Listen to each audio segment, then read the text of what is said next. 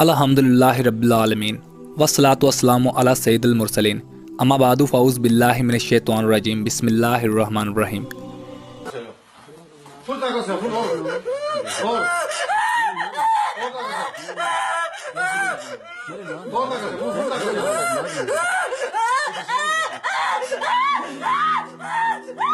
चुनाचा हमारे मुआशरे में आजकल जगह पे जगह हाजिरात का सिलसिला चलता है।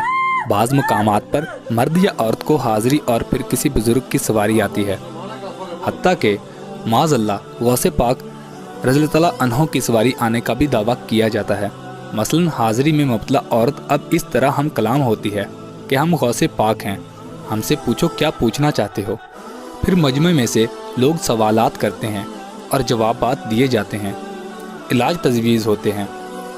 मेरे मीठे मीठे इस्लामी भाइयों, ये बात अच्छी तरह जहन नशीन कर लें कि इंसान किसी दूसरे इंसान के जिस्म में खलूक नहीं करता। ज़रा सोचिए तो सही, वो बुजुर्गाने दीन जिन्होंने उम्र भर पर्दा की तालीम दी और अब बाद वफ़ात कैसे मुमकिन है कि वही बुजुर्ग बेपर्दा औरतों के जिस्म में दाखिल होकर तमाशा दिखाने लगें। एक बार मुझे किसी ने बताया कि फ़लाँ साहिब पर एक बाबा की सवारी आती है और वो बाबा आपके बारे में बहुत हसीन अक़ीदत का इजहार करते हैं, आप भी कभी चलें।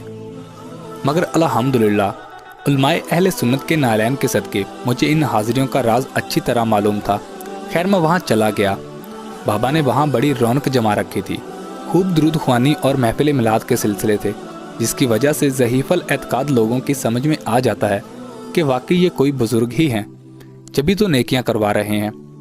वो बाबा की हाज़िरी का वक़्त नहीं था, मगर मुझ पर चूँकि खसूसी नज़र करम थी, इसलिए जिन साहिब पर सवारी आती थी वो मुझे एक अलग कमरे में ले गए। बाबा की तशरीफ़ आवरी का अंदाज़ भी खूब था, यानी जिन साहिब पर सवारी आती थी इन्होंने एकदम अपना बदन थरकाना और भड़काना शुरू कर दिया। चेहरा अजीब डरावना सा हो गया। अजीब अजीब आवाज़ें निकलने शुरू हो गईं कि अगर कोई कमज़ोर दिल का आदमी हो तो बाबा की आमद की तन्हाई में तजलियात देखकर शायद चीख मारकर बेहोश हो जाए या सर पर पैर रखकर भागना शुरू कर दे। खैर मैं हिम्मत करके बैठा रहा। जब बाबा की सवारी मसलत हो चुकी तो बाबा ने अपना तारफ़ कुछ इस तरह से करवाया कि हम बगदाद से आते हैं और जनाब गौसे आज़म रज़ियल्लाहु तआला अन्हु के कदमों में हमारा मज़ार है। मैंने पूछा, आप इंसान हैं या जिन? तो कहा बशर, यानी हम इंसान हैं। इन्होंने अपने आप को अरबियल सा बुजुर्ग ज़ाहिर किया, लेकिन हालत ये थी कि 2-3 बार एक अरबी दुआ पढ़ी और मुझे भी पढ़ने की तलकीन फरमाई। दुआ तो मैं भूल गया हूँ, मगर अच्छी तरह याद रह गया कि वो अगिसनी को बार बार आगिशनी कहते थे। बहरहाल एहतताम पर मैंने उनको दावत दी कि आप इन साहिब की वसातत से नहीं बल्कि तन्हा कभी तशरीफ़ लाएं, फिर बात होगी। तो उन्होंने मुझसे वादा फरमा लिया, हम आएंगे हम आएंगे। मैंने कहा कि कब तशरीफ़ लाएंगे? तो फिर वो हम आएंगे कहते हुए तशरीफ़ ले गए। इस वाक़े को कमोबेश आज 5 साल हो गए होंगे। वो तादम तहरीर तशरीफ़ नहीं लाए। रुखसत का अंदाज़ भी निराला था, यानी इन साहिब ने कुछ झटके खाए और फिर नॉर्मल हो गए। जब मैं कमरे से बाहर आया तो मुझसे लोगों ने राय दरियाफ्त की, तो मैंने अर्ज़ कर दिया ये जिन था जो जाहिल और झूठा था। बहरहाल जो मुसलमान बुज़ुर्गों की सवारी के दावे करते हैं बाज़ औक़ात बेकसूर भी होते हैं कि इन पर जिन मुसल्लत हो जाते हैं और वो जिन बुज़ुर्ग और बाबा होने का दावा करते हैं। मेरे मीठे मीठे इस्लामी भाइयों, ये सवाल काफ़ी ज़ेरे बहस रहता है कि वो बाबा तो नमाज और रोज़ा और विर्द वज़ाइफ के मशवरे देते हैं, फिर गलत कैसे हो सकते हैं। मेरे भाइयों, जिस तरह बाज़ इंसानों को भीड़ जमा करने में लुत्फ़ आता है, इस तरह बाज़ जिन्नात को भी मजमा जमा करने में मज़ा आता है और वो नेकी का काम बताकर लोगों की भीड़ जमा करते हैं। तफसीर फतल अज़ीज़ में है कि मुनाफिक जिन्नात अपने आप को किसी बुज़ुर्ग के नाम से मशहूर करके अपनी ताज़ीम व तकरीम करवाते हैं और अपने पशीदा मकरू फ़रेब से लोगों की खराबी के दर पे रहते हैं। बाज़ मकामात पर बुज़ुर्ग की हाज़िरी का दावा नहीं होता, बल्कि हाज़िरात में बराह रास्त जिन ही कलाम करता है और लोग इनसे सवालात पूछते हैं और जिन्नात जवाबात देते हैं। दोस्तों, इस मसला को ज़ेल के मज़मून और आयात कुरानी की रोशनी में समझने की कोशिश कीजिए।